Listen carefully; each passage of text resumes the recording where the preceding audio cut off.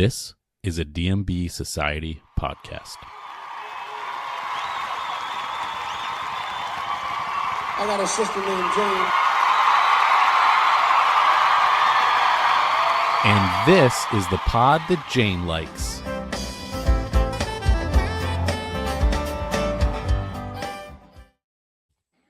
Hi, hello, and welcome into the next installment in our ongoing album revisit series, where in this episode, episode 116, we will be revisiting Every Day by the Dave Matthews Band. And if you are new here, I'll tell you right off the bat that these episodes are in fact a little bit different than what our regular Pod That Jane Like episodes are like. So if you are here expecting a regular Pod That Jane Likes episode, this one is going to be a little bit different. As I mentioned, this is an ongoing series that we have. If you're looking for some of the previous revisits that we've done, I'll rattle those off to you quickly. If you wanted to jump into our podcast, stream our feed, you can find all of these past episodes. Episode 19 was our Remember Two Things episode. Episode 29 was our Under the Table and Dreaming episode. In episode 57, we revisited Crash. And in episode 95, we revisited Before These Crowded Streets. And of course, as always, I am going to welcome in all of the Pod That Jane Likes co-hosts, Trisha, Jeanette, Matt. How's everybody doing? Hi, Sean. Doing great. Hello. This is going to be, I don't know what this is going to be. This is going to be something. This is going to be an album revisit. I guess we could chat at the end and see what we all collectively think about this one, because people definitely have opinions on this. People could love it. Maybe it's not their favorite, but people definitely have opinions on this record. So I am, if nothing else, really excited to chat with the three of you about it. I will say that just really quickly before we dive into that, if you're enjoying the Pod That Jane Likes, we would really appreciate it if you took a quick second to rate, to review, to subscribe on your favorite platforms or over on YouTube. It's really the easiest way to support the show. And if you're craving even more DMB, then make sure to follow us across socials. We're on Facebook, we're on Instagram, we're on TikTok. So you can find us just about anywhere, and we kind of have year-round DMB coverage. So yes, why not? Let's not waste any more time, and let's hop into our little Pod That Jane Likes time machine. And we're going to turn the clock all the way back to 2001. And as we've done in our previous episodes, we're going to do it here again. We'll try to, prior to getting into the actual album discussion, let's chat a little bit about and set the scene for what things were like back in 2001. 2001 got underway with Y2K fears being behind us and technology really booming. President George W. Bush had just been sworn in, and this came after one of the closest and most nail-biting elections in American history. Pop culture in early 2001, it was loud and it was colorful. It was everywhere. Reality TV was exploding. Survivor was a phenomenon at the time. American Idol was about to launch, and Harry Potter was on its way to becoming a global obsession. Music was dominated by pop stars like Britney Spears, NSYNC, Destiny's Child, and Apple, kind of coinciding with all of the pop stars at the time. Apple introduced the very first iPod, quietly setting the stage for how all of us would listen to music moving forward. In the sports world, we saw the Ravens demolish, and I do mean demolish, the Giants in the Super Bowl. The Lakers were crowned champs over Allen Iverson's 76ers. And in Major League Baseball, the Diamondbacks defeated the Yankees. And of course, the big moment of 2001 came to us in September. September 11th, the world forever changed when there were coordinated terrorist attacks carried out in New York City, in Washington, D.C., and in Pennsylvania.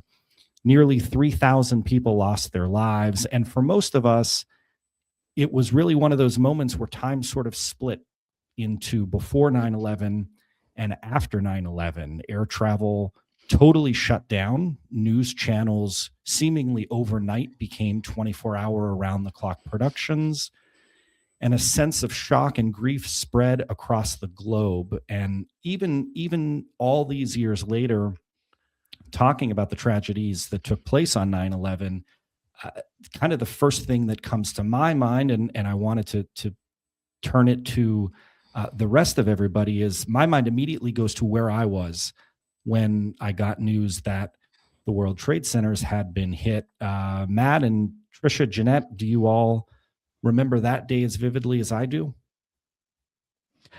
Yeah, absolutely. I mean, a day we'll never forget. I was, I think, in my second week of my freshman year at Boston University, and it was, obviously something that that shook everyone to the core.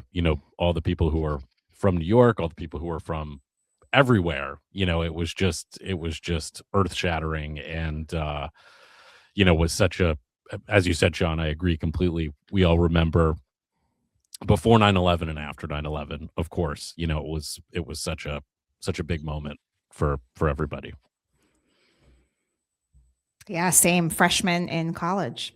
And I was told before English class, and then I just turned around and went home. And I remember listening to it on the radio. I'm thinking, how dating myself. I was listening to it on the radio on the way home, just like crying, trying to get home, not believing it's real. Yeah, that was definitely, it's just, it's even hard now, how many years later, that go back and put yourself in that time. That was extremely scary. And Jeanette, you're from around the area, so I'm sure it was even worse for you.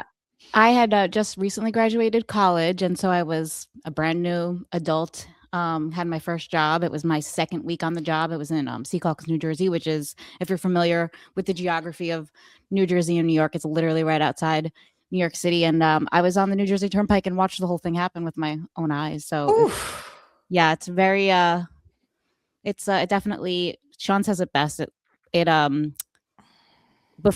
My life was divided in before 9/11 and after 9/11, for sure. Yeah, and there's very few moments really over the course of over your life that have that significance, right? I know for all of us, 9/11 is that. I think in 2020, unfortunately, we had another one of those moments with the COVID pandemic. Hopefully, we don't have moments of that significance moving forward, but they're definitely two moments that I think anybody who was old enough to remember back to what they were doing during that time period, nobody could possibly forget where they were when that news broke, and things really did change from that moment on. And Sean, I think it's really important that you brought this up because, I think we define our lives by these moments, but also the music that came along in those years of these moments is really important. It's true. It's absolutely true. And for the sake of this podcast and the reason that we're kind of all gathered here today to talk about what is in fact the fourth full-length studio record from the Dave Matthews Band, also a record that dropped in 2000, earlier in the calendar year to be specific. We're talking about an album that dropped on February 27th, 2001.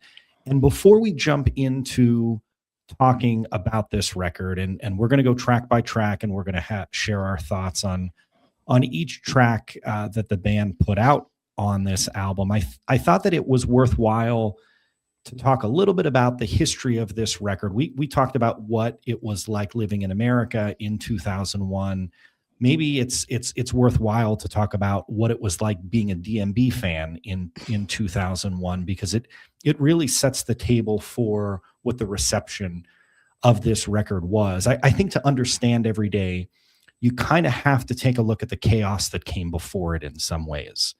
So to set the table, coming off of the 1998 masterpiece that was Before These Crowded Streets, DMB fans were eagerly anticipating a new album. By early 2000, the fan base was very much salivating for more new music. And they started to get that little by little. New song titles had begun to leak. Small sound clips were starting to circulate on the internet. and fans really obsessed over every rumor as they tried to piece together what the next album would sound like. As the 2000 tour began and new songs started showing up, the buzz within the community was really positive, really, really positive. We're talking about songs like Busted Stuff, Grace Is Gone, Gray Street, JTR, Sweet Up and Down. All of these debuted in 2000. And Steve Lillywhite, the producer at the time of this new studio effort from DMB, had even posted that the band would be heading back into the studios after the tour with a new album potentially expected around the holidays. So lots to be excited about.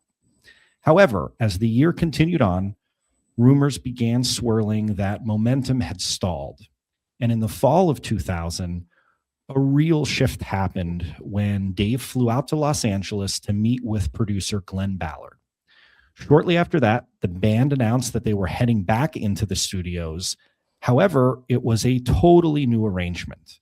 It was going to be with a new producer, which officially closed the chapter of Steve Lillywhite and the Lillywhite Sessions, and then set the stage for what would become the Everyday record.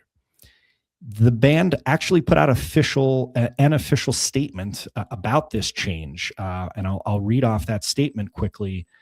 It says that beginning on Monday, October 9th, the Dave Matthews Band will re-enter the studio to begin recording their fourth studio album, this time with producer Glenn Ballard. The band has enjoyed the short break following the summer tour and is looking forward to working with Ballard. The band expects to record some of the new songs that were played on tour, as well as additional songs that have been written recently, and all involved are extremely excited about the project. Well, as the story goes, everything sort of changed with the Dave Matthews Band from this point on. I think if you look at the grand history of this band, this is absolutely a kind of a line in the sand moment where everything was really different after Dave made that trip out to the West Coast to meet with Glenn. And before we jump into the play-by-play of this record and entering Glenn into this new chapter for the Dave Matthews Band, how about you guys? What were your thoughts leading up to this point in DMB history? And then as news is breaking that, hey, they are going back into the studio, but it sounds like things are going to be very different this time around. Yeah, I have such vivid, I mean, this was like when it was all happening for me, for sure. Like I had back in 2000 when all of the new songs started to become available through taping and through the internet at this point. I remember I was waiting, hours sometimes to download a song. And I remember, downloading Grace Is Gone, downloading Gray Street, all these other songs that people were loving. And in addition, these songs were also changing on a nightly basis. Like, the lyrics to Gray Street in 2000 are not what they are now. And they were evolving and changing. And it was just like, it was an unbelievable time to be a DMB fan because, again, this is a quintessential moment. All of, these songs that we adore now that were on the Lillywhite Sessions / Busted Stuff were just all happening. And it's kind of amazing to think back to that time in the band's history because I remember when Everyday eventually comes out, and DMB is such a mainstream act at this point. Like I remember watching them on TRL when Everyday dropped. I remember seeing the big billboard in Times Square when Everyday was coming out. Like they are a big deal to the record company. They're being promoted with a significant push. They're selling out stadiums. They're huge at this point. And it's so interesting to think about that compared to an album release now from the band, which is big, but it is not the level of big that we're talking about back in 2001 when all of this was going down. And so, learning about all these songs, downloading all these songs, wanting studio versions of all of these songs, and then getting Everyday, I think is the big you'll hear us talking about that as we go throughout this whole episode today, because that is the crux of, as Sean said, a turning point, not only for the band, but I think for the fan base as well. Mm-hmm. Yeah, hearing all those songs road tested for about a year at this point, to that, like Matt said, Grace is Gone, Bartender, Gray Street, and then to not hear them recorded and get like this Dave holding an electric guitar is jarring. I welcome new music no matter what, but it was still jarring. And you mentioned like they're on TRL. This is like their most mainstream album at this point. They're on the cover. Like they're not on any other cover of any other album, I don't believe, right? Like I don't think there's not a picture of them on. Yeah, that's a good point. That's any a good other point. They're on the album back, cover. right? They're on the back, that bar photo. Yeah, on it's busted stuff. Streets. There's like pieces of Oh, yeah, them, but it's a little more Yeah. like artistic. This is like a picture of them, like a photo shoot. Yeah. It was different. It was completely, the look of it, everything about it was so different than what we were used to as a fan base. Mm-hmm. Yeah, I remember being a newer fan. My first show was in 99. So before These Crowded Streets was released. And at that point went back to the first couple of albums and got used to all of these albums. So like the new album it was like your first album as a new fan in some ways coming out in every day. And I didn't know enough at that time, to be honest, about the different producers and what happened. And I wasn't clued in really. I don't really remember the new songs that were road tested. I do remember like their first single coming out and me at that point feeling like, what is this? Like, it was so different. And we'll talk about that more. I think that there's a little bit of lore here that I would love for you all to tell listeners. Like, this was an album that was recorded really quickly. All of the band members weren't in the studio together. Like, tell us a little bit about that, like that lore, that drama. Yeah. So both Jeanette and Trisha, you both use the word different. And I think that in a lot of ways that sums up this record. This is different on so many levels. It's different. So I think the first thing to point out here is what you mentioned, Trisha, that this album was recorded in a totally different fashion. It was recorded at warp speed. The way in which that this album recording took place, Dave ventured out to the West Coast to meet with Glenn Ballard, and Dave did that on his own. It was just Dave and Glenn sitting down. Glenn has talked a little bit about what that first meeting was look like, what the anticipations were going into that session versus what actually happened. It was that Dave was going to come out and write 3 songs with me, and quite honestly, something else happened. We wrote 12 songs. We wrote 12 songs in 10 days. Anticipations was that Dave and Glenn were going to get together and write a handful of songs. Instead, what ended up happening is they wrote 12 songs without the rest of the band, and it wasn't until everybody got in a room together that they sat down and then started to kind of work backwards, right? Because everything had already been written. Now they're sort of working backwards and making music for an album that had already been written. There was a decision to bring in Glenn Ballard, who was mostly a pop producer, which is different from us. In this case, it was pretty much everything was written and laid out for us before we got to the studio, which was really different, to just sort of play parts that are written.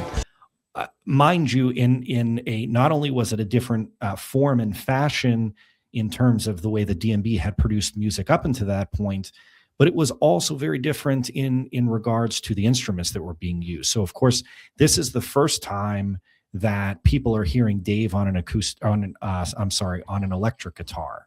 One of the really early things that people pointed out when we started to get clips from this session is that there were keys on this album. And if you remember, this is pre-Butch Taylor. So this was totally out of the blue. Of course, we now know that the keys that were added are all done by Glenn. I think the last piece of that is so different is the fact that Glenn is a very, very different producer than what DMB had worked with before in the form of Steve Lillywhite. Glenn, For people who don't know Glenn Ballard, so Glenn enters and this new chapter of DMB begins. We're talking about a new producer. We're talking about new songs. We're talking about a new writing style. Dave ends up writing the entire album in about a week. And Glenn is very much a pop producer. So Glenn had made his mark working with acts like Aerosmith and Alanis Morissette, the Goo Goo Dolls, no doubt Shakira, Wilson Phillips. We can go on, but this was his specialty. Glenn Ballard, had made a name for himself working with bands that were very much used to hearing their songs on the radio. DMB at this point, while Matt mentioned and correctly mentioned that they had blown up to the point of selling out stadiums, they didn't really fit into that radio mold, right? And here we're having an album that's getting recorded in that mold. And lastly, the last thing I will mention, Jeanette mentioned this part. She mentioned the word road testing. Well, the other thing that was very different about this album is these songs were not road tested. So prior to this session, the formula for DMB had always been that the majority of the songs had been played sometimes for years prior to getting into a studio and trying to perfect that sound. This was the complete opposite. So no matter which angle you look at things, this was a totally different way to go about writing a record. And what we end up with are totally different results than we had received in those first few DMB albums. I think that each album we made were really different from anything else that was happening around that time. And then I think every day sort of made us turn more toward what was happening in music around then. Made us more like other stuff. Okay, so let's get into it. Let's get into breaking down kind of the way that we've done with all of these other album revisits. Let's get the ball rolling. If you were to toss in, if it's 2001, you got your hands on the CD, you toss the CD in, and you kind of get things rolling. What you get things rolling with is I Did It. And Trisha mentioned that first track a little bit earlier. It was released as the first single on January 3rd, 2001. And right off the bat, it's extremely apparent that things are going to be very different this time around. I'm talking love bombs. I'm talking mid-song Boyd Tinsley raps. Very different than anything that we had got up until that moment. I don't know if you all remember this, but this was a track that actually leaked a few days early on Napster. So this was kind of all over the internet in the days leading up to the album release. Heavy electric guitars, a tight, almost pop rock structure that gives off that very bold but radio friendly energy. And that's kind of the theme here. I think it weaves in and out, but I think that's really the theme. Trisha, you kind of hinted at it a little bit earlier. Do you want to kick off our discussion of what it was like to hear this track for the first time? I mean, honestly, the way that it starts is fun, but then I didn't really get the song at all. Like at all. I just didn't get it. You did what, Dave? I didn't get the sound. I didn't get the lyrics. I wasn't resonating with it. I'm just going to be very honest. However, I will say this. When it was liberated in 2025, after 3,692 days since it played, I was so into it. I think I was thinking the lyrics all of a sudden made sense to me. And maybe they don't make sense now, but I think that my interpretation of it through the lyrics is what he's saying is the thing I did was nothing. I never did a single thing that changed the ugly ways of the world.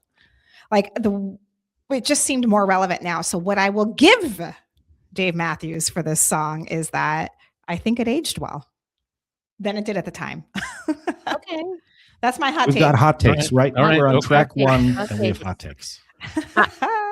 I still don't think it makes sense at all. I actually, it's funny that this is the first song on the album and the first single, because I actually got a leaked copy of the album like maybe a week before. Like it wasn't like, a month before, but I somehow got a leaked CD, and on my leaked version, So Right was first. And that was just a way better opening song for an album. So when I got the real album and I did It Was First, I was like, oh, like it just so it's such an odd choice to open the album with, especially because that opening guitar riff is so jarring because it's electric and you're like, what? Who is this? Like, who is this? You know, I don't know. What is there to say about the song? You know, it's definitely our intro forever to Dave playing the electric baritone guitar forever. Like, that's it, you know, and that's how I see it. That's how I'll always see it. Listen, like Trisha, when you said it was Liberated at the Gorge, I had a blast singing it at the top of my lungs. I mean, it's fun because I hadn't heard it in forever, but like, will it ever be in like my top 20 DMB songs? No, never. No, I get it. No. Yeah. Boys? It's definitely a polarizing song. I think some people really like the energy, really like the sentiment. I don't really understand it, but the one thing that I do understand and that I want to talk about, of course, is that back at this time, and I think we talked about this a little as we talked about other albums, there are accompanying music videos for a lot of these songs. And the I Did It video, if you've never seen it, is well worth a watch. It makes even less sense than the song does, I think. And so there are everybody's in the video acting it out. There are legs that are pulled off of people and used to hit other people. There's garbage men. There's garbage men. Dave flies at one point. It is certainly very out there. And you know, but if you're putting yourself back in that time, you know, the TRL culture is, you need a video that is going to be shocking and that is going to be getting people's attention so that they request it to see it again and again and again and dedicate it to their friends and all that. If you were never there for TRL, I know it doesn't make sense now, but it Who was is such dedicating I Did It to their friends, Matt? I mean, I don't know.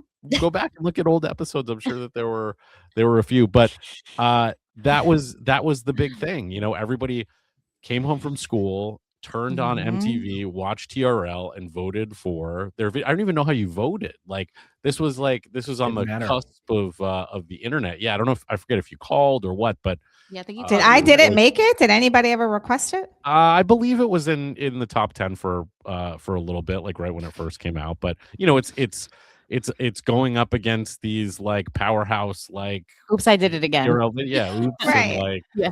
NSYNC and Backstreet and even like Limp Bizkit at the time like is huge. Like there's so much going on. So but I just think that it captures a moment in time for sure. Isn't it a strange first single? It's very odd. Yeah. I think feel like they there's wanted so it many because it hits you in the face, right? Yeah, like, I guess. It's jarring, but like it gets your attention for sure. Because I feel like, you know, we say that this is different, but there are a few songs on this album that still have that quintessential DMB sound. Like even though he's playing an electric, there's still like those notes and bridges and things that make them DMB songs. So I think it's so weird that this is the song they chose to not only lead with, but like to be the single. Mm-hmm. You know, it's true, and I think that it goes a long way in explaining this whole notion that things were very different for DMB when this record came out, whether it was the songs that were on the record, whether it was the direction that they went in recording a music video, the songs that they selected to be released as singles, or at least this song. It just sort of signals a very different moment in time for the band. And when you think about what those first three records were, plus you add in all of these new tracks that fans thought they were getting, to say the least, it was quite the culture shock to hear those opening notes of I Did It and see the video that went along with it. And every day is a thing. It is a ride. And we're going to continue chatting about it here, but it is quite the pivot from the way that things were for this band. I just want to say one other thing, which I think is very relevant here. When the four of us walked into the Rock and Roll Hall of Fame last year when DMB went in, and they had the inductees exhibit where they had artifacts from all of the people who were going in. Dave's suit from the I Did It music video is there, and it was the biggest shock, I think, for everybody to say, of all the Of possible all clothing All the items, things. this is going to be what you put in here. I mean, like, it's like this like bright yellow. I don't even know Yeah. what kind of suit it is. It's And like wrinkled, like dirty. Like I don't yeah. get it. But hysterical that it was there. I just wanted to say that. So as the record continues, we get through the first track and we roll into the second track, a song that at one point in time was slated to be one of the singles on this album. It was later scratched. We talked a little bit about the tragic events on 9/11. That sort of played into this song not being released as a single. The song that I'm talking about is When the World Ends. And Jeanette, I'm going to throw it to you. Do you want to kick off our conversation on When the World Ends? Yeah, sure. It's funny. One of my notes did say it was supposed to be it was supposed to be the second single, I believe. And they pulled it because of just the title of, When the World Ends after 9/11. But I mean, it's not about that at all, really. It's actually a song about sex and it's hot. And we've discussed this song multiple times about it in a live setting and how like it's maybe we could like put it away, or like maybe we hear it a little too much, or maybe it's not that great of a show opener. But I truly still have a soft spot in my heart for it. I don't know. I think it's great imagery and songwriting from Dave. I also kind of love the like how it just like abruptly ends because it's supposed to be that the world ended. But I love that they do that live, but I also love how when it's Dave and Tim, they don't end it and it just keeps going and there's actually an outro. And I think like it's so special that we only get that in a Dave and Tim setting. So yeah, those are my thoughts on When the World Ends. I don't hate it. Hate it? No. I If don't hate anybody it. ever wrote these lyrics in a card, Oh, you I love would you love a card lyric. You love a lyric in a card. I would find it so hot if someone wrote this Hell card yeah. for me. My notes say lyrics are just hot, so fun. hot, hot.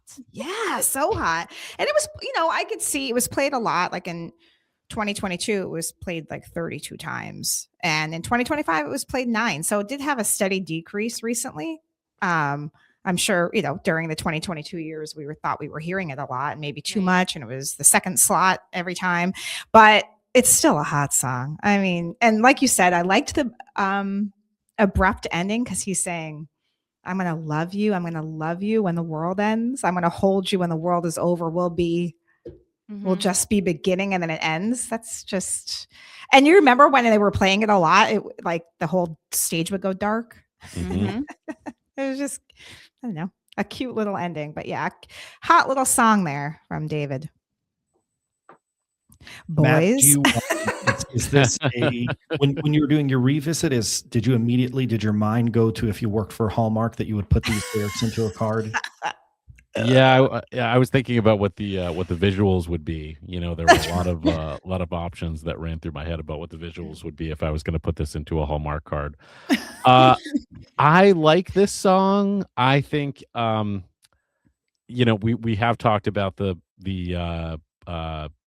repetitive nature in a show setting of this song, and I think that has done a disservice to me in general. I think like at baseline, I love this to me is one of the more DMB songs on the whole record. Yeah. Just the language. This is an example also of where Dave uses the word grace, which he uses quite a bit in his songwriting. And that's near and dear to my heart because that's what I eventually named my daughter. And this is one of those songs that back when I was however old I was when this came out, I was like, oh yeah, I think I really like that name. And so that was huge to me in this song. So I think it's a cool song. I think it's great imagery. I think the lyrics and the words themselves are just so DMB. You can go through almost like with your DMB, like with your Dave Matthews like tool that would tell you like, oh, Dave uses the words grace and burning and wings and like things like that that he uses all the time. Like those this feels so DMB to me is what I'm trying to say. So I like it. I'm so glad that Jeanette mentioned this song in a Dave and Tim setting. I actually put that into my notes, how much more I enjoy this song in a Dave and Tim setting. It just sort of takes on this totally different life in an acoustic setting. And I've kind of always really enjoyed that about this song. And I also agree with the fact that I do in general enjoy the song. I do think that there were plenty of people that over the last few years, for example, found it to be pretty predictable in terms of where it would pop up during shows. I certainly understand that frustration, but I do think in general, it's something that I enjoy. I've really always enjoyed what Stefan's doing on this one. I've always found him to be really smooth and sort of supportive to what everybody else is doing. He kind of locks everyone in without pulling focus onto himself. And I've sort of always liked that about this particular track. It's one that certainly pops up frequently. It's one of the most played songs from this record by DMB to date. As a matter of fact, it's the second most played song to date on this record live. So it certainly does get played an awful lot. And I've always really found it interesting how different the DMB version is to the Dave and Tim version. It's kind of a standout feature about this second track on the record, at least for me. Speaking of versions, are we not going to mention that there's like a house version of it? Paul Oakenfold. That's a good point. Remixed it, and I believe it's on like the Matrix soundtrack. It's on the Matrix. Like Yeah, that. I think it's reloaded. Oh, So, that's funny. Coming to a club near you. Yes. That's a great point. It's in addition to revisiting the record, everybody should go revisit the Matrix. Yeah, I probably should go listen to that. Sean, it's interesting you said that note about Stefan on this song. I always love when the line about we'll flow through the crisscross, and he does sort of like kind of like this like bass fill, and you don't get a lot of that from Fonzie like a lot of the time. It's one of those that I always listen for, and I think in a live setting too is really cool because we always get Stefan solos like, okay, it's your turn, Fonz, like it's Crush, it's Watchtower. So anytime he can really like stick out, I always like. So just wanted to point that out. So as we continue on our everyday revisit, we find ourselves on track number 3. Track number 3 on the record is The Space Between, which was released as the second single for this record on April 16th, 2001. So quite a while after the album came out. However, this song was actually, or I should say a clip of this song was actually released on the Everyday album website. Remember when that was the thing? They would create a website for the album release. Everyday had one, and they had released a clip of The Space Between on the 11th. The album didn't actually come out until the 27th. So there was so much chatter online about the clip that was uploaded for Space Between. And as I mentioned a little bit earlier, one of the first things that people noticed was the fact that there was very clearly a piano being played, which we now know was Glenn Ballard on keys.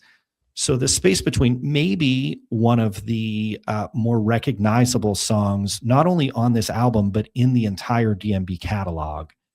Matt, do you want to get us underway with your thoughts on track number 3? Oh yeah, I love Space Between. I think it's classic DMB, and I loved it that it was a single. I don't think I've ever been upset to hear the song live, and I have to say myself, back when I was when this came out, I was a senior in high school, and this song always made me feel all the feels, and I would That's what my notes said.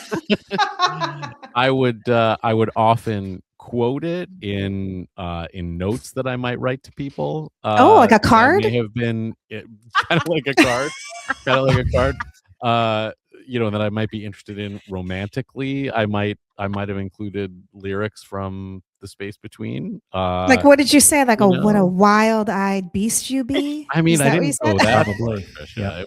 It was more like, the space between your heart and mind kind of stuff, Oh, okay. like it was sweet. It was cute, Yeah. So it was again like it takes you back to such a time and a place, and that's exactly where I was at that time. Was just like, like the drama, the feels, everything was just there, and not to mention, and we talked about the first music video from this album. This is the second music video, which features Jamie Presley, who was a big star of the time. Mm. This is a more, I think, more straightforward It's a lovely video. video. Yeah. There's some rain. A lot of stuff is very literal. It's Hmm. it's very much, again, if you've never seen these videos, please go watch them, because they add so much to to the whole thing. But I just wanted to point that out as well, because I love a good music video. Yeah, I have all my notes are like all the same. Very nostalgic feelings, and it breaks my college aged heart. Like, I was in college, but it's such good songwriting. It's such good love songwriting. It's very, very Dave in my Yeah. eyes. Yeah. That's the first sentence I put. This song gives me the feels. And I felt when I went back to listen to it on the album, I'm like, why are my eyes watering? But it really does take you back. Right back. Yep.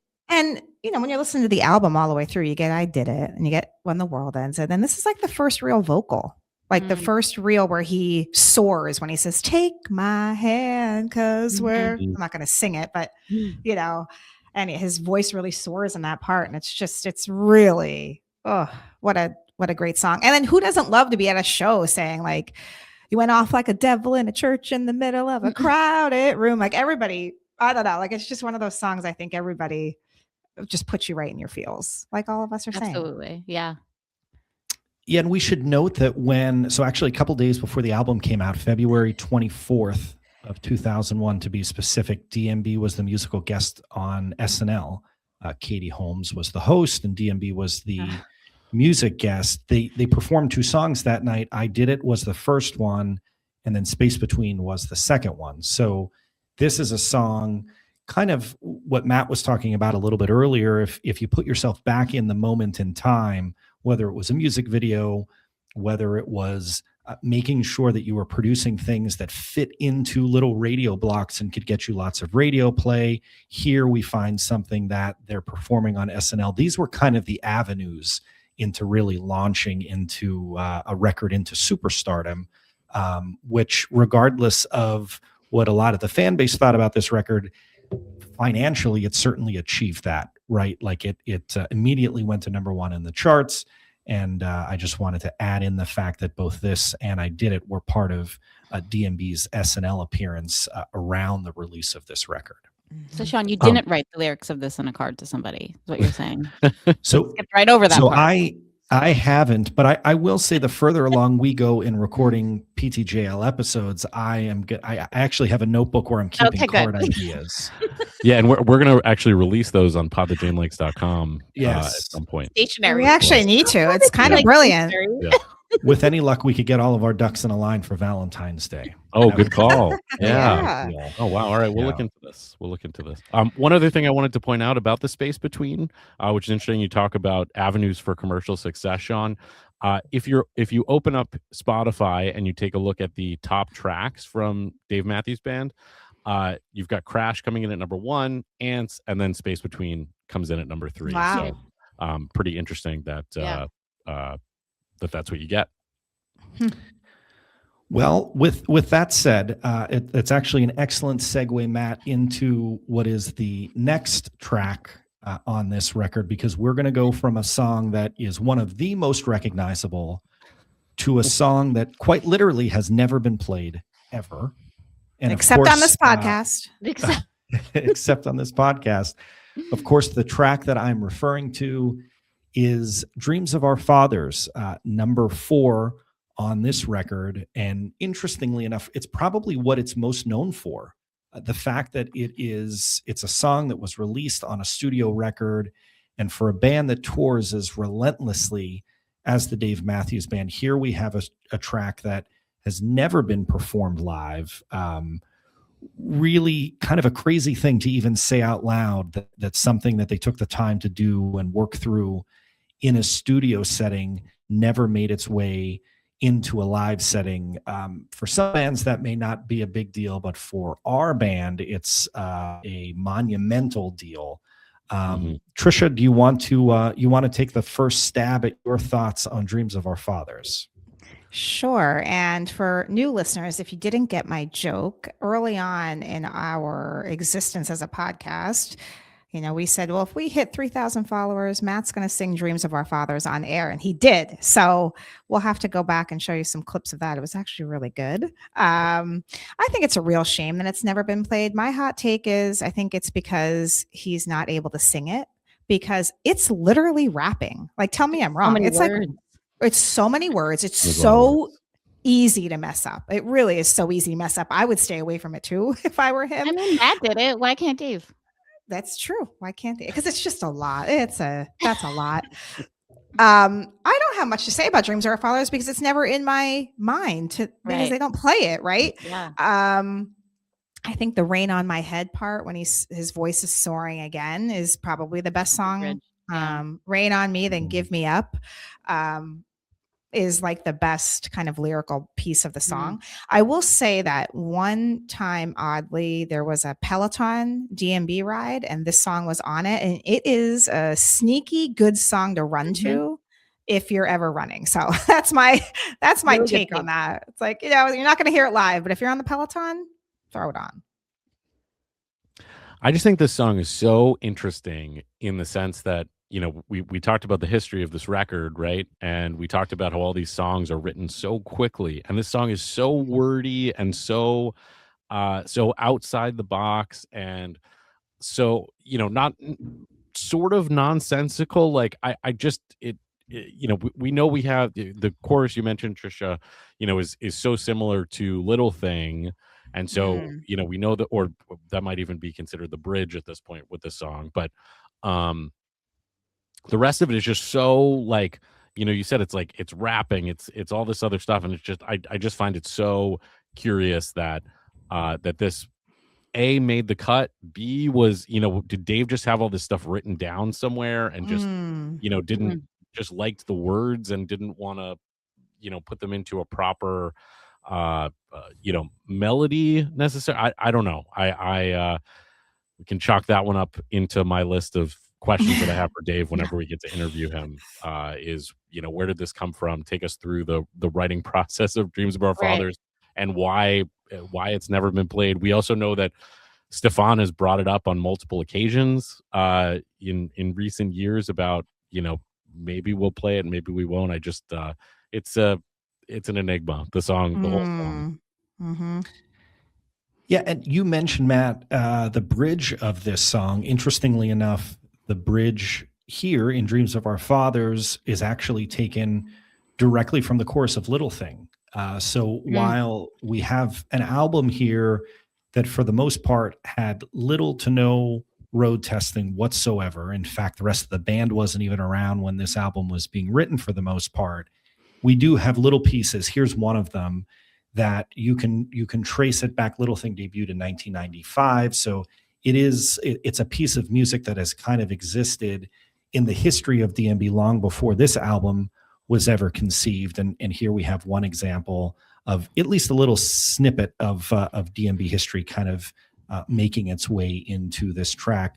Time will tell. It'll certainly be quite the day in the fan base if this song ever sees the light of day. I don't know how likely that is. I know Matt mentioned that that Stefan brings it up on occasion. But I certainly wouldn't be betting money on the fact that this is going to pop up anytime soon. I mean, I also wouldn't have bet money that they would ever do before these credit sheets from cover to cover. So also a great point. Yes. You never know. Very great point. Yet here we are. Mm-hmm. So from a song that has never been played live, now we roll into a song that over time has become a fan favorite. a song that, by some people's accounts, this kind of kicks off maybe the strongest run on the record. We'll get into that as we continue here. The song, of course, I'm talking about is "So Right." And Jeanette, I'd love if you can get us rolling with your thoughts on "So Right." Oh, I think it's easily the best song on the album.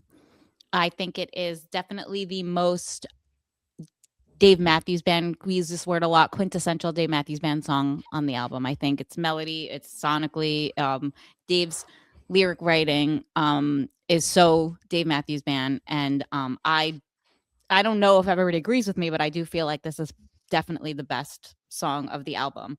I think that when you're in a live setting and you see the Barry come out, which I lovingly call the baritone electric guitar, when you see it come out, this is the best case scenario. This is what you're please hoping that they play.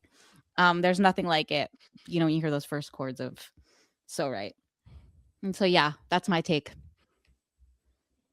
Matt? Yeah, I think "So Right" is, and I think there's one other song that I kind of put into this category, and we'll get there in a few tracks, but I think that this is a song that has aged beautifully and has even gotten better with age in general. I think if you go back and listen to some of the early "So Rights," the early versions of "So Right," it's almost a completely different song. I mean, the song now, when you hear it live, really just builds and builds and builds. And Dave changed the end of the song. I think on the record, he just says "believe, believe" or something like that. And now live, he sings, "You made a believer of me, and I believe it." And it's like, it builds to that moment, and it's everybody, is just floating at that point. And so I really feel like this song has really, it's a gem. It's really a gem from this record. I always love hearing it, and I think that it continues to be a fan favorite. I also think that the line "stay up and make some memories" is huge and is like also as quintessential DMB as you can get. I think they've even made a poster that literally just has that line on it. That was an official release. So yeah, "So Right's great. Yeah, I mean, not much to add. I also wrote that the song stood the test of time, and that when that guitar comes out, it is what the collective is really hoping for. There is such a collective excitement when it starts. Like, people just are singing with a smile. The vibes that it gives off at a show are similar to Best of What's Around for me. Like, there's just like this it's about joy party, that people, like it's a party. yeah.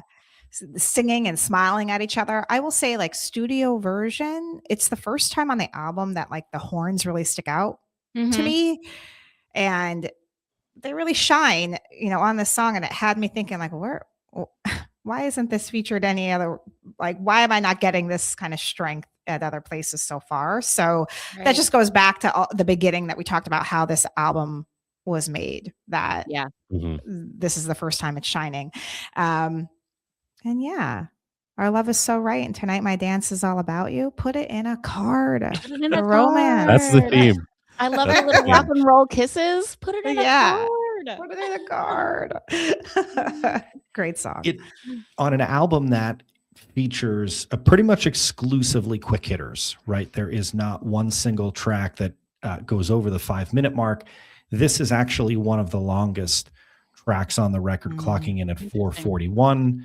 And it long. is oh my god! Wow, that's so short. Yeah, that's every day in a nutshell.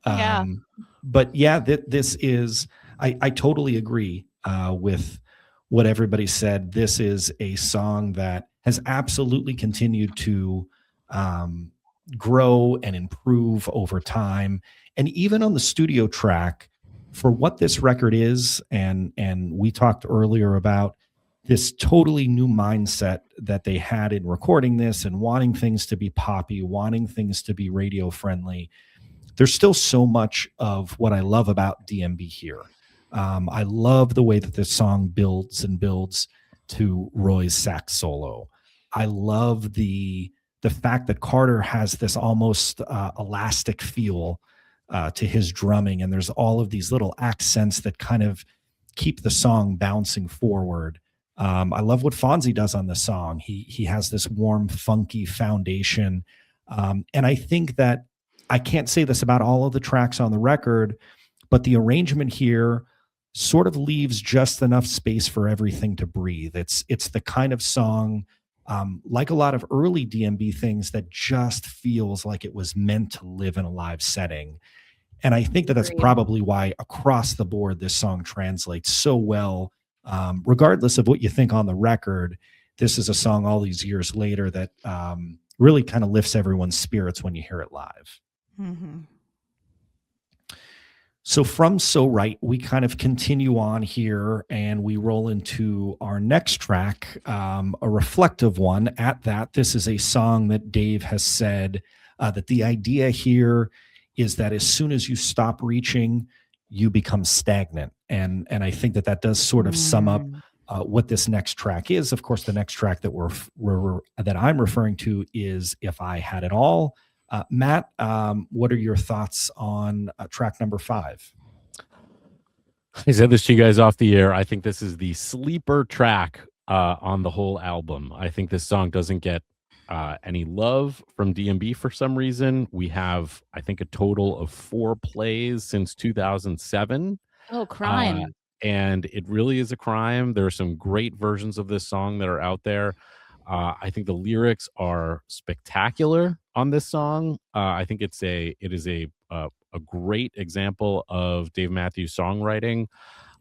If I were a king and I had everything, if I had you and could give you your dreams, if I was giant sized, like on top of the world, I love everything about this song. And one thing I wanted to say about it that I think is interesting, and it takes me back, and I missed the first of the songs that this is the case, but back in this time frame of DMB in 2001, if you were going to go to a show, chances are, especially if it was a stadium show, you'd get the lovely ladies there. And this is one of those songs that I always hear the lovely ladies singing their part, their counterpart in a live setting, which is not on the record. And there's a couple of other examples of that throughout the rest of Every Day, but this is the first one where, you know, they do the oohs and the ahs and space between, but this is one of those that really takes me back to a 2001 stadium show where they're singing if I had it all. Right. Yeah. So Which good. I don't think we'll ever get that again, especially with 4 plays in the last however been 20 years basically. So if I had it all, sleeper of the whole album. And this is one that has had kind of a very definitive point too in its timeline, with a change that was made, because in 2006 we started to get a completely new outro to this song, one that was I think universally well received and had a lot of people bringing up the point that, well, this is probably why you want to road test things and you know, head into a studio after perfecting some of these things on a road. But it's Matt makes a great point, because when I think back to older versions of If I Had It All, certainly one of the things that comes to mind is the lovely ladies. Trisha, how about you? What comes to mind when you think of If I Had It All? The first thing I think of is we need to start a campaign again, like we did with the, you know, Full Last Stop. Like it's like, doesn't seem like it's that hard of a song to play. So 4 times in 20 years is criminal. Yeah. And I'm either thinking he forgot about it, or he believes he is a king and does have it all, and so it's weird to sing it. That'd be one or the other, right? I mean, he's my king, so it makes sense. No, I'm kidding, but like maybe he just feels weird saying that at this, you know, now, how many years later. But you know, everything that Matt said, I echo. The lyrics are great beat. And I would just die to have it at a live show. So the campaign's going to start in 2026, I think. Okay, I'm in. Yeah, it's interesting you said the thing about the king, because in my notes I have Dave is constantly using that royalty imagery when he writes romantic songs. This song is so romantic. I love this song. And I remember singing it. I remember it was probably the first time I had heard this song live at Giant Stadium. It was actually to a Step in the Rain show, so 6/11/2001, and this was the first time I heard this song, and I remember screaming it at the top of my lungs because the album had been out now for 4 months or so. So like I knew all the words, and I just remember hearing it live for the first time and really feeling like, okay, this is a good song live. This is, and I'm sure the lovely ladies were there for that because they were touring with the band at that point. But yeah, and that bridge is so good. It's just a very well written song. Mhm. You know, I mean, we've been saying a lot about how you know, this album is different, and it is, but it's still, Dave is really still coming through in a lot of these songs. And I mean, we're gonna get to some other songs where that's maybe not necessarily the case, but there are some gems on this song, and I do think, and it's unfortunate that we haven't heard this song live in a really long time, because a lot of these songs we have been hearing on the road for 25 years now, and they have had this room to breathe and grow. Like So Right is a complete classic at this point. But something like this could be too, and it's not, and that's unfortunate. Yeah. It's true. We're just gonna cry.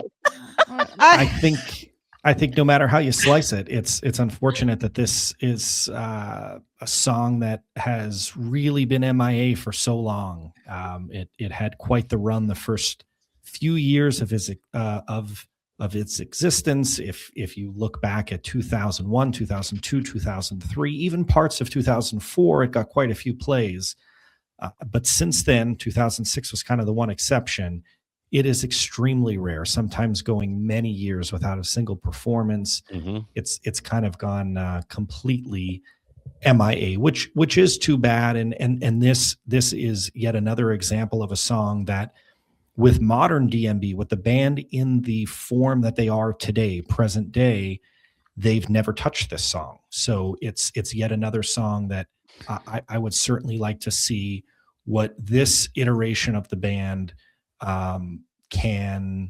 what they can do with their spin on it. I think since Buddy has joined the band, we've seen one performance. There was a Deer Creek 2019 performance, and that's it. So, certainly not enough time to sink your teeth into what could be of this song in a live setting. This feels like a song too that since Buddy has found his groove in DMB, I think he would be great on it. I was just gonna say, let's get in Buddy's ear. Yeah, some sort of new outro or something like that with some piano or synth or something like that. I don't know. He could just sing the Lovely Ladies part. I mean, I can picture it right now. Yeah. If in fact the song comes back, it's either got to be the Lovely Ladies joining them again, Buddy, or Matt. Or Matt. Those people are very getting available. Yeah. While he's up there, he could do Dreams of Our Fathers. Right. Let's just do it all. The only person with experience. You guys were at the Gorge night 2. You got Before These Crowded Streets front to back. Why not next year? Like, let's do like Guilford every day front to back. Like, is everybody on board for that? I'm on board. Okay, Sure. and I'll I'm just do the board. Lovely Lady parts and Dreams of Our Fathers. Yep. Yeah. Got it. Okay, great. We're not asking for a lot here. No. So speaking of songs that have really evolved over time, there may be no better example of a song taking on a totally new life in a live setting than this next song. Track number 7 on Everyday is What You Are. And here we have something that has really evolved into probably the biggest, the most dramatic, the most intense song on this record, at least in a live setting. This is something that has become a completely different beast live than what it was like the first few times that anybody heard this when they put this into their Walkman and kind of listened to this record for the first time. Their Walkman. Trisha, do you want to get us rolling on your thoughts of What You Are? What You Are, this is the top song on the album, hands down for me. And I take it back. I lied when that black guitar comes out. People want So Right. I want What You Are. Okay. I Love ain't mad this at you. song. I know the collectively probably wants So Right, but the Black Tar, I'm really hoping for What You Are. And I actually think that this song is like super deep and makes you think. I mean, he starts off by saying, I walk into this room, all eyes are on me now, but I do not know the people inside. They look straight through me, these eyes, seeking more wisdom than I have to give away. And I'm like, is he talking about himself to us? Because I do come into those shows seeking wisdom. And he's like, no, realize what you are. Because like, I can't give it away. I don't have wisdom to give away. And then later on, he has a lyric in there that says, hoping to God on high is like clinging to straws while drowning. Mhm. Ooh, Yep. I've always loved deep. Sit with That's that one for a little bit. Sit Yeah. with that one. And then other parts, in one part of the song, he says, when you live life, then you become what you are. And then later on, he says, when you give life, then you become what you are. And I'm just this gives me like Seek Up vibes, like deep, complicated lyrics that make you think. This is, the first time in the album in some ways that you get like maybe a little bit of a darker song. Yeah. So huge What You Are fan. I've been lucky enough to actually get it live quite a bit, and it always rocks my socks off. That's the And I think they changed the outro to this one too, right? Like in the album it says, don't trust me, trust you, but then he goes into a whole like, oh yeah, live down Dave. on your knees, Yeah. Yep. and cursing and the whole screaming, and that best song on the Heavy. album. Heavy. Yeah. Yep. I agree with everything you said, Trisha. It totally makes you think. I always think of "Are You and I Someone Alike?" That lyric always sticks with me. It also has that like Middle Eastern sound that we all love from the band, But for me, when I first heard it, and Sean, you touched upon this a little bit when you were explaining the song. When I first heard it, it didn't grab me. I think it might be a little bit overproduced for my liking, but live, it's just so powerful. And it's one of those songs, again, that like we needed to hear it live. And I'm so glad that they still play it. And, it's not overplayed. It's played just enough. So yeah, it is really like a banger. Yeah, I wanted to add a little bit to just the banger nature of this song. If you go back and you look at how the song originated in a live setting, you have it in the first year that it is in existence in 2001. It's played as just any other song would be played, just normally, and then half of the way through 2002, it's the same. Until you get to the middle of the summer and they said, wow, like this song really is a banger. And then for the next few years, it only typically appears, I would say 99% of the time over the next couple of years, it only appears as an encore song or a closer, which, I think is really interesting because it was just any other song before that. Now I think it's kind of a crapshoot as to where you get it, if you do get it, because it is so rare at this point, I think. As to whether or not it's going to be in the closing slot, but it's definitely a powerhouse. The added cursing and swearing, and I think this is the other song that I was referring to when we were talking about So Right earlier, about a song that's grown in the live setting and that builds and builds and builds and builds, and it's almost in the exact same way. The change of the lyrics, the powerfulness. This is also another song that has stayed on as we talked about, the baritone guitar. Hasn't changed, hasn't moved over to acoustic or anything like that. Like this is I liken those two songs together, and I think that they've both aged incredibly well. And unlike many of the tracks on this record that seemingly stay controlled and polished, this song just seems to allow itself to kind of unravel a little bit. And it has this dynamic payoff that it's just no matter when you are at a show and you get What You Are, it almost doesn't matter what else is in the set list that night. This ends up being a moment that you walk away from and you think about the rest of the night, you think about the next day, and maybe you revisit it when the taper pulls come out, because it ends up being that big of a song.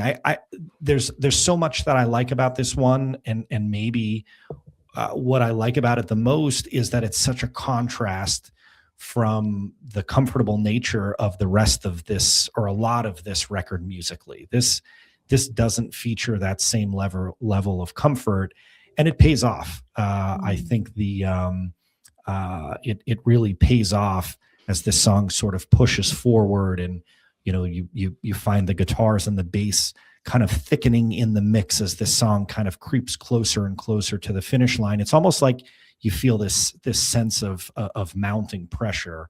There's just an awful lot that I like here, and I think, at least for me, it kind of caps off my favorite run in this record. Some really strong songs. If I Had It All, So Right, If I Had It All, What You Are, quite the little mid album arrangement there on this one. Mm-hmm.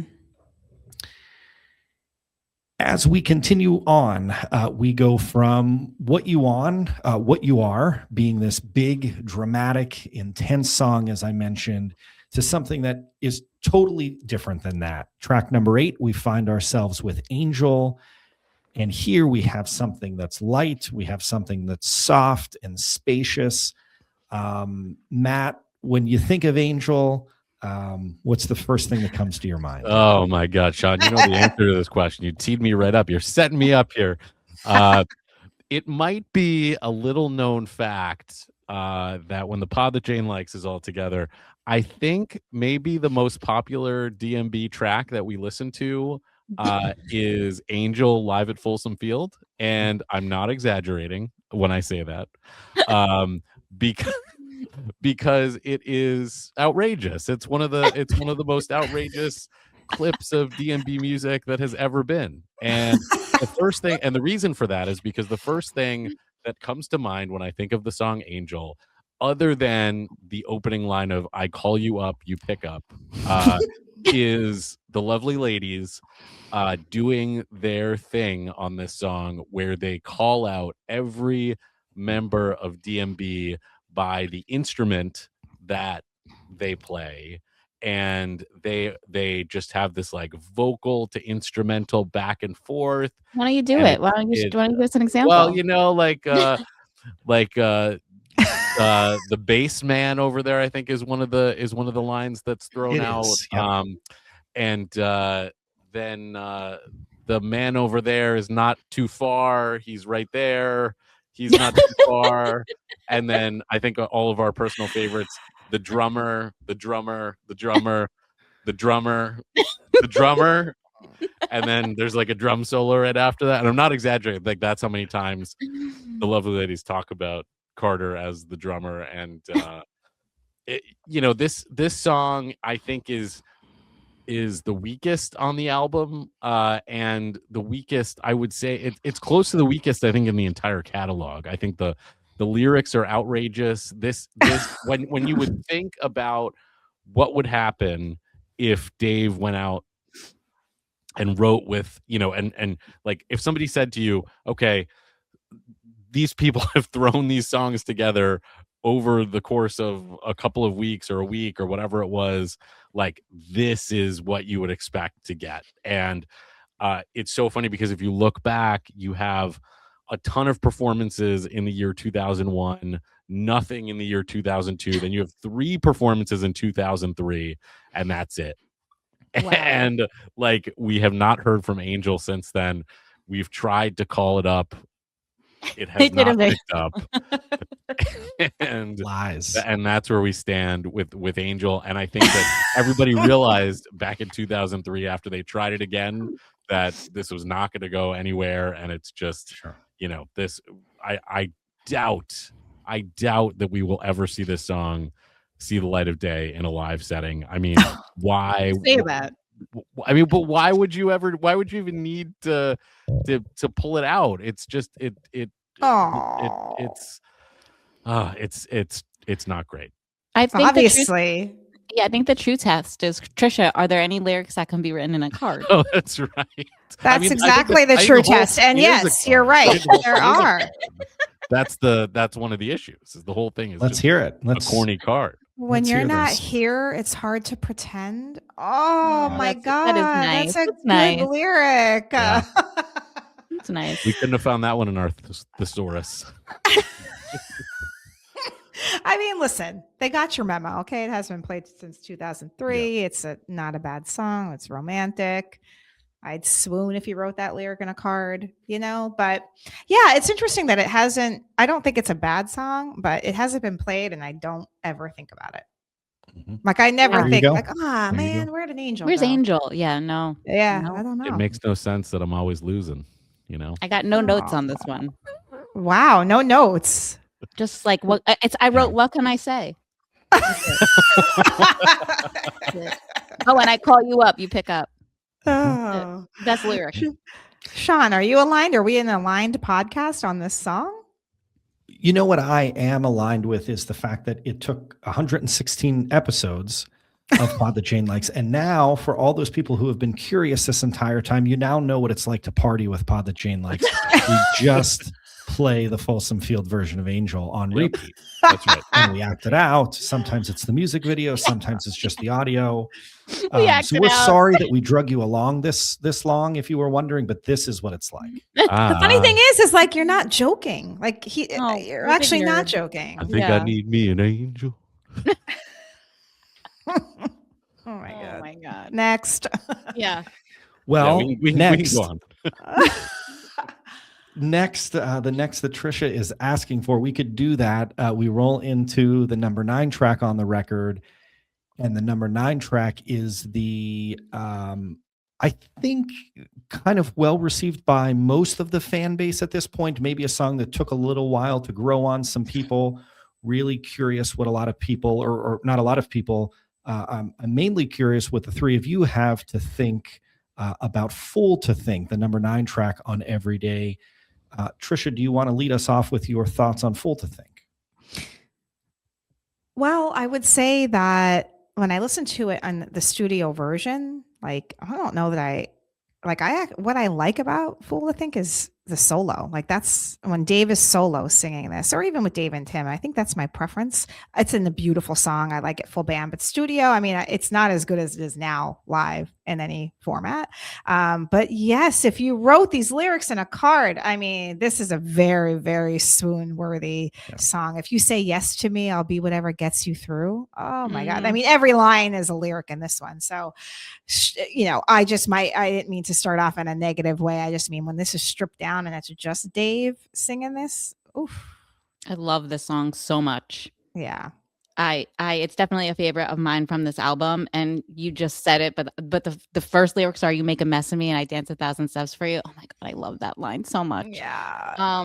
So yeah, I think this is a quintessential Dave Matthews Band song again. I think it has the sound and Dave's soaring chorus, and it just I just love it. It is up there like in the top 3 of songs on this album for me.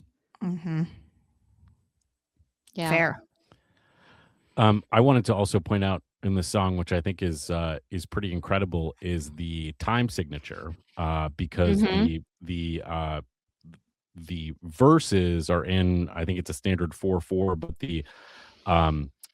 the chorus is in 9/8, which is a very complex time signature. So just to break it down for the non-music nerds out there, Please. basically it means that if you're counting beats in any given measure of music, so like you're counting 1 2 3 4 or 1 2 3 4 5 6 7 8 or whatever it is, in this case you're counting in a way that is very not normal to music that you would hear on the radio. Most music is in 4/4 and is, just everything is on the beat, and the was I a fool to think part is in a very complex time signature. I think probably the most complex next to a song like The Stone or Rapunzel. I think like those 3 songs, if you look at them, are all in the most complex time signatures. Fool to Think, The Stone, and Rapunzel. So it puts it into really interesting music nerd category for that, and it just shows off that this song was written very quickly, but also this is very complex music here that they're all playing and laying down. But I love this song too. Love the lyrics. This is another one of those songs that got me in my feels back in 2001. The line about dancing 1,000 steps for you, as Jeanette said, is like, is amazing. Put it in a card. Put it in a card. I think this, at least for me, is one of the clearest examples of this record kind of leaning into a polished early 2000s pop rock kind of sound while keeping hints of classic DMB, because they're there for me. Whether it's Carter, whether it's Roy, obviously compared to older DMB tracks, there's very little room for any loose jamming. Everything here, to me at least, feels really carefully arranged and really radio conscious.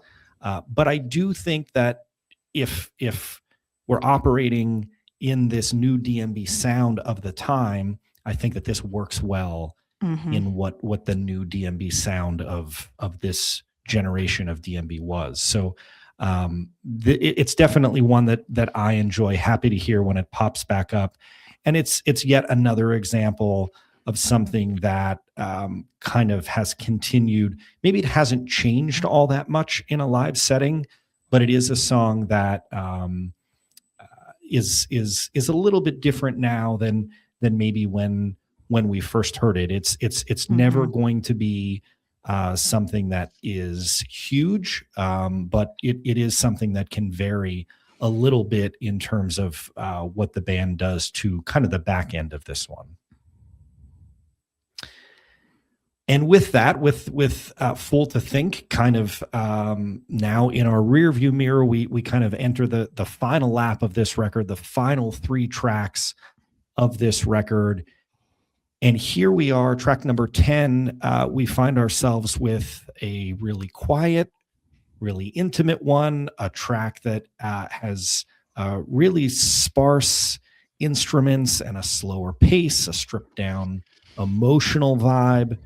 Sleep to Dream Her. Jeanette, I'm curious to know if you want to take a first stab at your thoughts on Sleep to Dream Her. Do I have to? Jeanette does not have to. She can punt. We can all note it that Jeanette, you can phone a friend. You can don't phone me. My notes say, meh, it's fine. It was never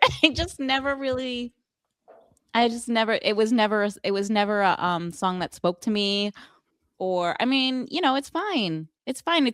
We need some ballads. We need some slow songs on albums to carry us through. It's not for me. It's not for me. No notes. It's not for me. That was the nicest way to put it. Yeah. My notes say eek. That's what my notes say. Sorry. I mean, which is funny because I am a romantic and I love romantic lyrics, but I hated this sound. I shouldn't say hate. This was just, I'm going to fall asleep. The redeeming quality on the studio version is a short little Leroy solos. Yeah, nice. right. That's really pretty. I could see why they never play it. Oh, but I'd really love to know what Matt thinks. He's shaking his head. No. Oh, I love Sleep to Dream Her, guys. Love? Love is a strong word. I love this song. This is the mellow DMB that I love so much. There's something about it where it sets a mood. There is, you talked about the Leroy solos, and I again, going back to 2001 where I was at that point, like this was like, there's like this girl I'm pining after, and this is just like, this is the song that's about her, it's like she stares up at the stars when the stars from her fall from her heaven, I think it is. I bent down to collect them, and then she was gone, and it was like, oh, that's pretty. My gosh. All right. Like, I don't know. That's the way I feel about this song. I really enjoy it. I really love as I said, the mood and the mellow vibe is, it speaks to me for sure. Wow. Gosh, your sweet little heart. I can't step on it Writing that in anymore. But cards. He was writing it in Yeah. cards. oh in my high God. school. You know what though? You like that other song, A Dream So Real. So the bar is low. Yes, it's Yeah. very similar. So I would say true. it goes into the same category of song. Yeah, absolutely. They're fragile songs, Yeah. right? They're fragile. They're you know, Yeah. they're Trisha will take delicate naps. and they're You guys. inward and yeah. Yep. Yeah. Just What do you think, Sean? Inward. This might be a curious split right here between the girls and the guys here.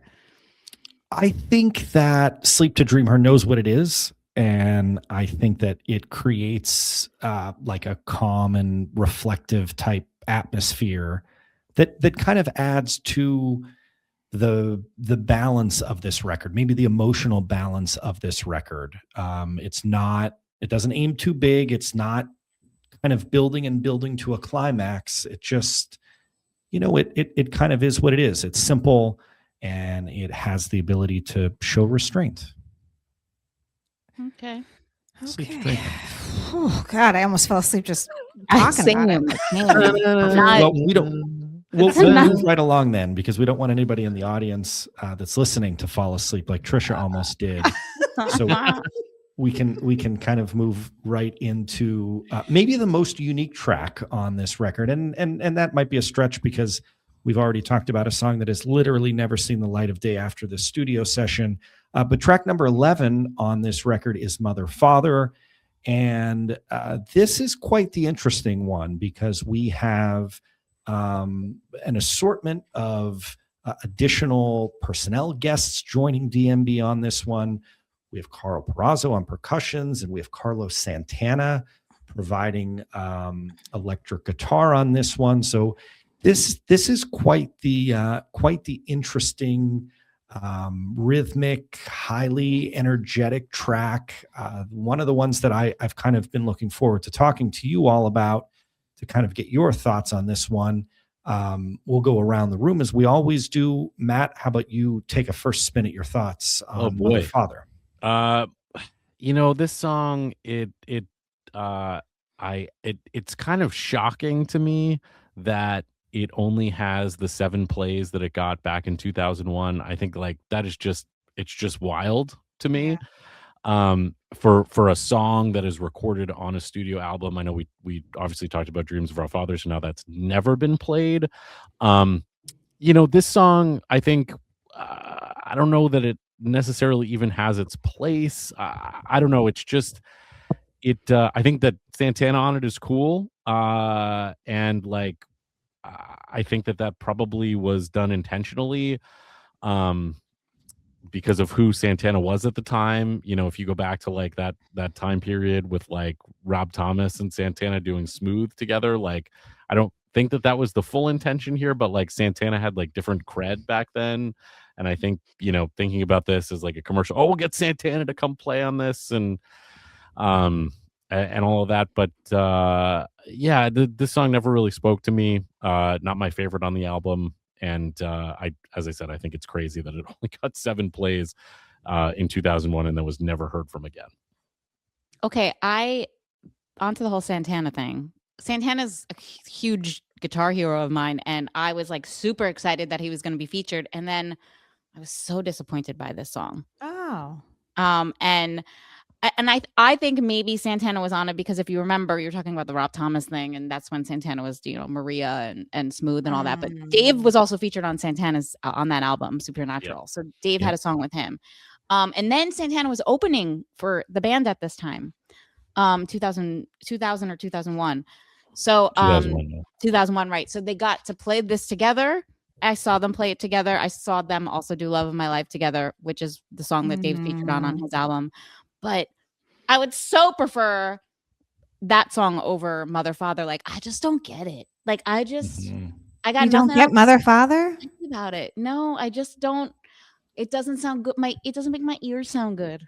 I don't know how to. I don't know how to explain it. Like, it's just not for me. And it has that Middle Eastern sound that we all love, and it just doesn't hit the mark for me. Like, it doesn't go anywhere for me. I just don't get it. And maybe if they did play it live, it's one of those songs too where you're like, kind of like Dreams of Our Fathers, where I'm like, if they did play it live, like maybe it would have room to go somewhere, but like recorded, I It's just mad. Like I skip it. I don't skip DMB songs, but I will skip Mother Father every day of the week. Wow, every day of the week. That's strong. I don't know. I think it's a great song.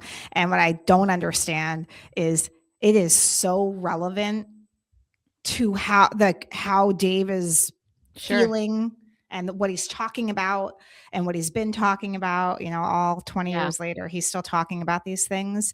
On the album, I forgot that Santana was on it. And as soon as I heard it, I was like, oh my God, it's Santana. Like, because Santana's sound is so iconic sound. Yeah. It's iconic. So I thought that was cool. But honestly, we're talking about snow-capped mountains melting away. What do we tell our babies? He talks about the precious balance between such cruelty and such kindness, unbridled hatred so extreme. Please tell me. Like, now in 2025, the way that he's singing Peace on Earth and other songs, like I feel like this would just be like, it was slot right in.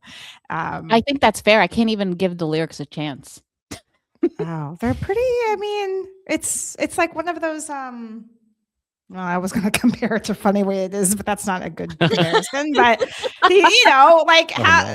explain this to me. How could things be so good and so bad and so extreme? Like dive in or something. Yeah, I get it. Yeah. So I get like one of those songs where not everybody wants to hear "Don't Drink the Water," but sometimes you have to hear it. Sometimes you have to think about things, and so that's. Yeah, I think he needs to liberate it. Honestly, I think he'd enjoy it if he remembered he has the song. I think he'd enjoy playing it. Good take. This is such an interesting one for me because this is a song that seemingly has no build. It is all pressure all the time. And I think that sort of plays into, Jeanette was talking a little bit about Santana's Supernatural record, and this kind of even the way that Carter is playing on this track almost comes off to me like it could have been on a Santana record. There's something about this that feels like this is more his almost than it is DMB's. It's really interesting that it comes off that way. It has like this almost like a Latin rock vibe. I know Jeanette was talking about having this Middle Eastern vibe, and there could be some similarities between the two of those. But this one is interesting to me because it just, as I mentioned, it feels like it's all pressure all the time. In the mix of the studio recording, there's kind of very little space for anything, and that, at least to me, it gives off this feeling of being really compressed and really urgent, and it gives me anxiety. That it plays into the point, the message, I think. Right? Yeah. But the sonically, like the music gives me anxiety. Like it's like I don't know. There's like too much going on or something. Like it, like exactly what Sean's saying. Like there's pressure and it's compressed and it's like there's no room to breathe. Yeah, maybe the point. Yeah, maybe. Well, you said it has no build, but how about that part? Like, we got the freedom. And then Santana's going off. No, that is in there. Yep, that is part of it. But there's a lyric right after that. There's no God above and no hell below. Yes. It's here with us. It's up to us to keep afloat. I mean, deep shit. You're absolutely right. She always finds the way to be like, "Oh, you're right. Make me think about it." You're right. Yeah, I mean, those points are true. It is interesting. I mean, there's so much of this record that. After the release, these songs, so many of them have had really odd lifespans, and Mother Father fits into that box, right? I mean, we got a handful of performances in 2001, and since then, at least at the time of this recording, it's as good as dead, right? There's been no mention of Mother Father. There haven't been teases or partials or anything, acoustic setting performances, nothing to speak of. It just sort of exists in the year of 2001 and not outside of that year.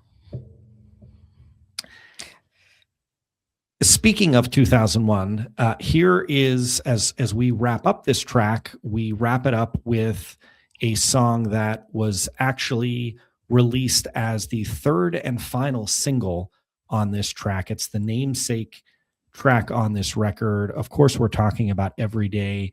Interesting what they did with the release of this single, because the album was released on February 27th. This third single did not get released until November 15th. And we did talk a little bit earlier about the fact that the original plan was to have the third single be When the World Ends. And after the tragic events of September 11th, they scrapped that idea and they went into the direction of leaning into the namesake of this record. So Every Day wraps up the album and, of course, features backup vocals from South African Vusi Masasela. And of course, Vusi has joined DMB here in the States and done a couple of live performances. His voice is completely unmistakable. I don't think anybody could cross Vusi up with anybody else. He's kind of a true one of one in terms of what he's able to do vocally. With Every Day, we have the most performed song on the record. And with that said, it kind of leads us into a conversation of wrapping this record up and putting a bow on it. I'm going to kick it right back to you, Trisha, if you want to give us your thoughts on the final track on this record. The first thing I thought of, Matt mentioned this a couple of times, was the music video that came out. It was so wholesome, where he walked around the city getting hugs, and it was just so sweet. I mean, what's there to say? All you need is love.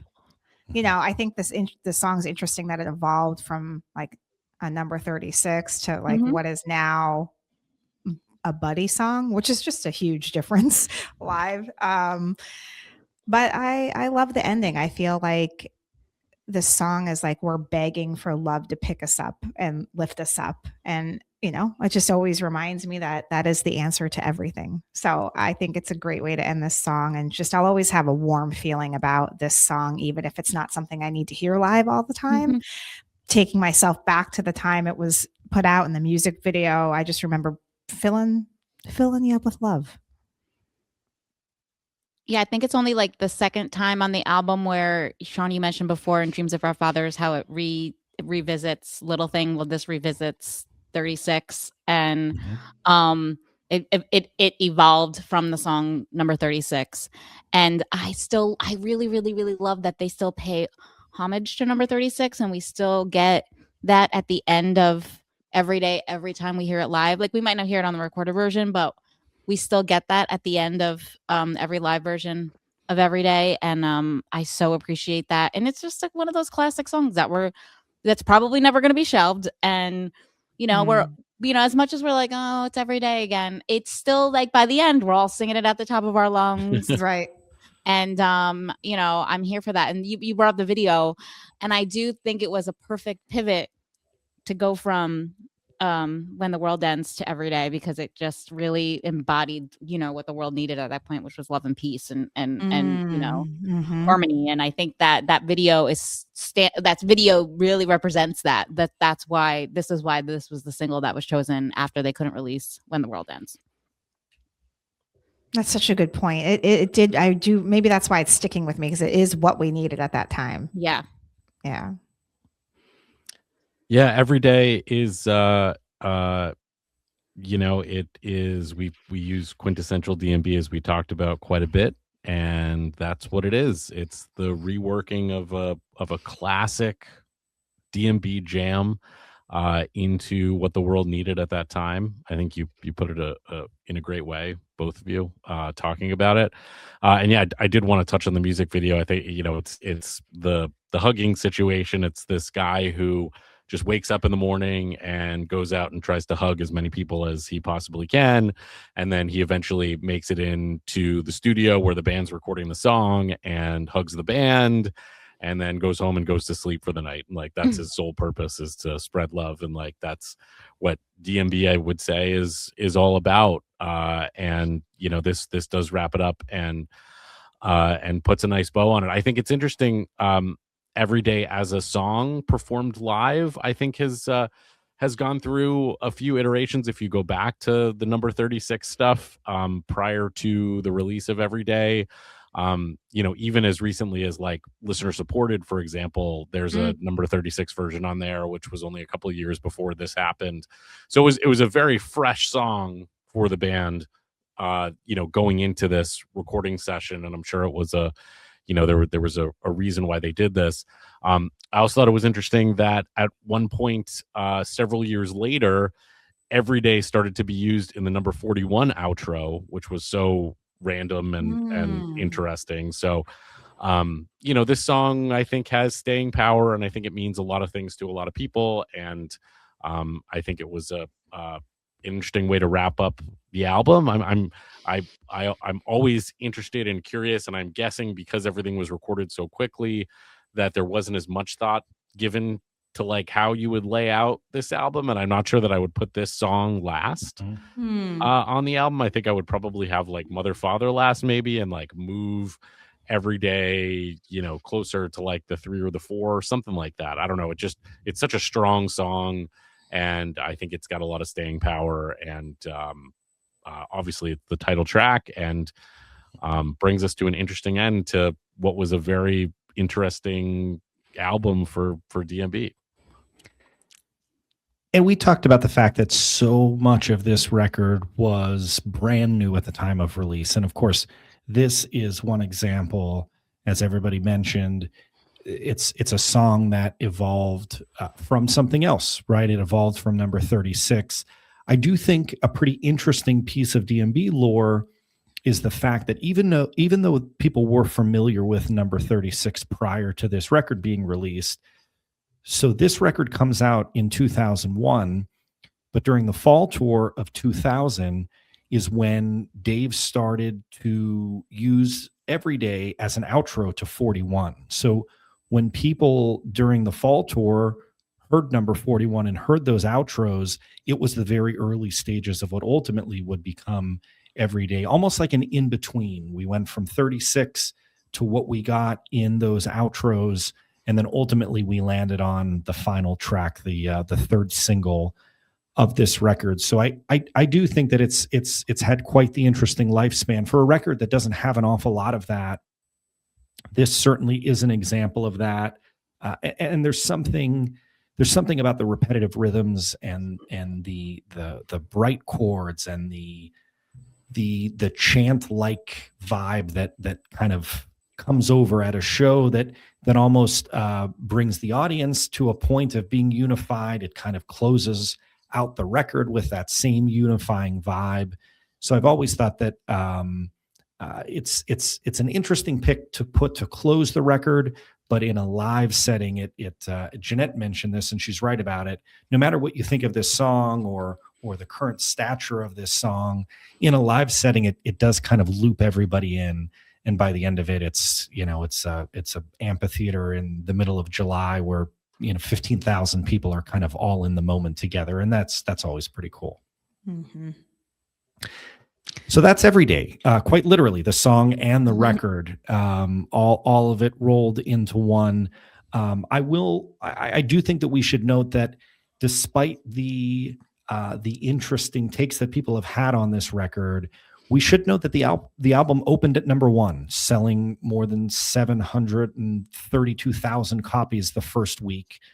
It was a smashing success, at least financially, right out of the gate, despite the fact that it really moved away from the sound that people had gotten to know from DMB. This album certainly made a leap into a more polished, radio-friendly pop sound. And while some maybe feel that some of the tracks lacked depth or complexity from some of the previous work that the band did, I do think that this song this record, I should say, is one that has certainly evolved over time. One quote, and then we'll go around and get everybody's final thought. But one quote that has always stuck with me, many, many years after the release of this record, Dave was quoted as saying that he thinks there's a lot of good on this record, but more accurately, this record should have been the Dave Matthews Band featuring the Dave Matthews Band featuring Glenn Ballard, rather than just the Dave Matthews Band. And the rest of that quote is that he felt the same way with the stand-up record, that could have very easily been the Dave Matthews Band featuring Mark Batson. So that quote always stuck with me because, of course, it is a DMB record, but it's a DMB record in a very different way than we have seen from the band. at least to this point in their history. And with that said, I think maybe let's take a quick turn around the table, and all these years later, get everybody's final thoughts on the Everyday record. Matt, why don't you lead us off here with your final thoughts? Yeah, I mean, going back to the theme of how we started here with with us sort of talking about how we look at our lives as pre 9/11 and post 9/11. I think you can look at DMB as pre Everyday and post Everyday, because you had the big three albums that we talked about before that really set the stage for the band to really catapult into superstardom. And this is a stark example of what happens when you get to superstardom, and how this record was put together versus the way that previous songs had been written, road tested, made in the studio with the entire band, versus the front man writing the song with somebody else and then giving people their parts. And I think it's I think this started to create some riffs. If you go listen to other podcasts that are out there about what was happening with the band at various points in time between now and the middle of the 2000s, I think there was a lot of turmoil. I think there was a lot of angst. I think there were times when the band maybe could have called it quits at various times, and I think this was one of the big catalyst items that charged that forward. One thing that I'll just say real quick, if you go listen to Steve Lillywhite on Matt Norlander's podcast about Before These Crowded Streets, Steve talks about how he really feels that Dave's songwriting lost its innocence when he wrote the song The Dreaming Tree. And he talks about how the Dreaming Tree has died, and that he sort of was using as an analogy for Dave's songwriting, like his songwriting totally changed after that. And I think this is the first example, other than everything else that was sort of already floating out there, of where it went in a different direction. You're talking about a song like The Dreaming Tree where you're not going to put anything like that in a card, and then you come to Everyday, and every song as a Hallmark card has a little bit of a corny Hallmark moment in it. I think that was another theme that we talked about a lot today. And I just think it's interesting when when you're stepping back and you're looking at the history, that you really can look at DMB as pre Everyday and post Everyday, because it really all did change. Yeah, I mean, I know fans that didn't come back after Everyday, actually, once that came out. But, my final thought on this is listening to it all the way through in 2025, I did say to myself, is this a good album? Like, I questioned it for a minute, which I didn't question when it came out in 2001. And I think what really was helpful was actually Sean setting the stage, and all of you setting the stage. When you think about TRL and that time and who Glenn Ballard was working with, and it just all makes sense why it sounds the way it does. Like it all that fit that time period. Looking back, like we know the whole body of work and we know so much. I mean, obviously we have a podcast, so like we can assess that maybe it wasn't their best album, but at the time, I think maybe that did actually make sense for what was going on in the world. That's a really good point. I mean, Glenn Ballard produced Jagged Little Pill. That was like a quintessential album of our lives at that time. So you're thinking like, this is the way forward, but, right. When I was preparing for this and listening to this album over and over again, I just find that it's not a very cohesive album. It doesn't tell a story, but the more we've been talking about it, the more I'm realizing that it does tell a story about love and romance. There's a lot of that, like Matt just said, but there's no like The Dreaming Tree, or there's no The Last Stop. It is a lot of Dave's, obsession with love and sex and romance, and which is great, which is also great, and which is a huge part of his songwriting and a huge part of why we listen to his music and follow this band. But it doesn't really tell a cohesive story musically, in my opinion.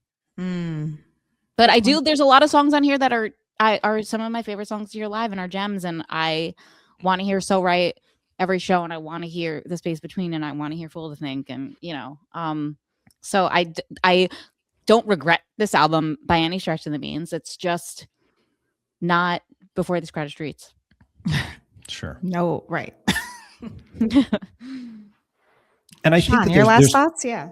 I think there's two ways you can look at this record. I think that you can look at the record in a vacuum and look at the tracks that make up this record, the 12 of them, and you can take them at their face value, and you can also look at the way that they've grown and evolved over time. I think that that's one way to look at this record, and I think the other way to look at this record has a lot to do with what did not get released when this album got released. And I think a lot of people who have been fans of the Dave Matthews Band for a long time have a very hard time, understandably so, looking at this record without immediately thinking about the Lily White sessions and what was happening in the studio at that time. And when you're looking at it through that lens, it's not fair really for a lot of things to be compared to what was happening in that Lily White session studio at the time. When you look at the track listing of the unfinished version of an album, you're talking about a collection of some of the most sought after, the most enjoyed, the most chased songs in the entire catalog. Every Day, the album might not necessarily be that. I do think that all of these years later, regardless of what lens you look through, and a lot of that has to do with when your DMB journey started. Where in their chronological history did you jump on board? I think a lot of that has to do with how you look at this record. One thing that I'll say in parting that is, I think, kind of a truth, regardless of what camp you're in, is that some of these songs have evolved into things that are really enjoyed live, regardless of how they've come off or how they came off at the time in the studio session. Especially the middle part of this record, I think is a part of the DMB catalog that an awful lot of people can enjoy and get really excited to hear. Would be very happy if one or two of these songs came back in any form in the upcoming years with DMB. So I think it's interesting that you can kind of look at this album through two different lenses, and depending upon what lens you look through is probably going to vary what your opinion of this is. Regardless of when you joined in on your DMB journey, this is a record that people have very strong feelings of. One way or another, a lot of people have a lot of opinions on this one. Now, guys, I have one final question to ask everybody. Oh, Okay, you ready? So 2026 is going to mark the 25th anniversary of this album. Are we going to see a box set I for knew every he day? was going to say that. I knew he was going to say that. I I mean, knew it. If I there's a hope we get a box set for vinyl, this, but like, why do I need a box set for every day? I mean, you know how much we love a good box set on this podcast, Jeanette. if it's going to be a box set, it better be Royal Albert Hall. Yeah. All right. Or Come on. Gorge Night All right, too. we're not talking about that. Okay. Right now. We're talking about every day, the 25th anniversary of every day. Well, it's going to be interesting to see if we get anything. If we Yeah. get any Right. sort of Yep. remaster, reissue, anything. Right. Do we get a vinyl release? Do we get all those things? I would Do we get guess. the lovely ladies on tour? I mean, who knows? I would guess Bring them that back we're for not the going to 25th see. anniversary. We're not going to see. There's not going to be any bonus track. There's not like From the Vault. Like I don't think there's anything else that was Right. that was written during that time. So it'll be interesting to see if we get anything. So stay tuned for that, I suppose, as Yeah. we go into 2026. The 25 years is crazy. That's how long Yeah. it's been since Yeah. this album And came out. it's February, right? So it's pretty soon. Yes. Yeah. We're almost there. Yeah. And in addition to kind of being on the edge of our seats to see if there is any type of everyday Box album set? celebration, we'll also see, hopefully sometime soon, if there's any sort of acknowledgement to some of these tracks, as hopefully the band will be coming to a city near you during the 2026 summer tour. We'll see The if, everyday tour. We'll see. The everyday tour, yes.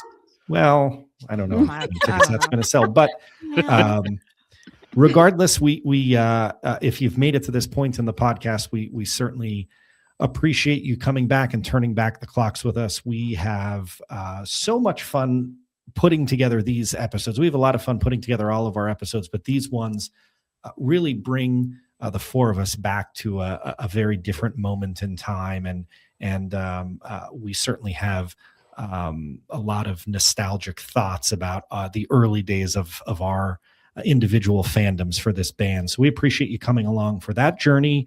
And if you like what you hear, as I mentioned a little bit earlier, give us a follow on socials. Drop us a like and subscribe if you're on your favorite podcast platforms. Check our website out, podthatjanelikes.com. We've got things popping up there all the time. And until next time, we will talk to you and hopefully see everybody out on the road soon.